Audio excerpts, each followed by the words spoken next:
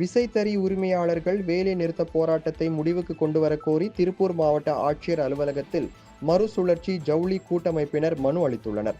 திருப்பூர், கோவை மாவட்டங்களில் மறுசுழற்சி நூல் உற்பத்தியாளர்கள் அதிக அளவில் நூல் தயாரிப்பில் ஈடுபட்டு வருகின்றனர். இவர்கள் உற்பத்தி செய்யும் நூலை கொண்டு அதிக அளவில் காடா துணி உற்பத்தி செய்யப்பட்டு வருகின்றது.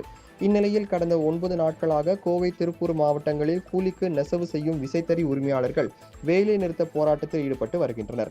இதன் காரணமாக சுமார் 270 கோடி ரூபாய் மதிப்பிலான காடா துணி உற்பத்தி பாதிக்கப்பட்டுள்ளது. மேலும் நேரடியாகவும் மறைமுகமாகவும் 3 லட்சம் தொழிலாளர்கள் வேலை இழப்பை சந்தித்துள்ளனர். வேலை நிறுத்தத்தை முடிவுக்கு கொண்டுவர திருப்பூர், கோவை மாவட்ட ஆட்சியர் அலுவலகங்களில் நடைபெற்ற 2 கட்ட பேச்சுவார்த்தை தோல்வியடைந்தது. இந்நிலையில் நூல் உற்பத்தி அதிகரித்துள்ள நிலையில் வாங்க ஆள் இல்லாததால் சுமார் 100 கோடி ரூபாய் மதிப்பிலான நூல்கள் தேக்கமடைந்து உள்ளதாகவும், இதனால் மறுசுழற்சி நூற்பாலைகள் இழப்பை சந்தித்து வருவதுடன் தொழிலாளர்கள் வேலை இழக்கும் அபாயம் ஏற்பட்டுள்ளதாகவும் மறுசுழற்சி ஜவுளி கூட்டமைப்பினர் கவலை தெரிவித்துள்ளனர். எனவே விசைத்தறி உரிமையாளர்கள் வேலை நிறுத்தத்தை முடிவுக்கு கொண்டுவர கோரி திருப்பூர் மாவட்ட ஆட்சியர் கிறிஸ்துராஜரிடம் மறுசுழற்சி ஜவுளி கூட்டமைப்பினர் மனு அளித்துள்ளனர்.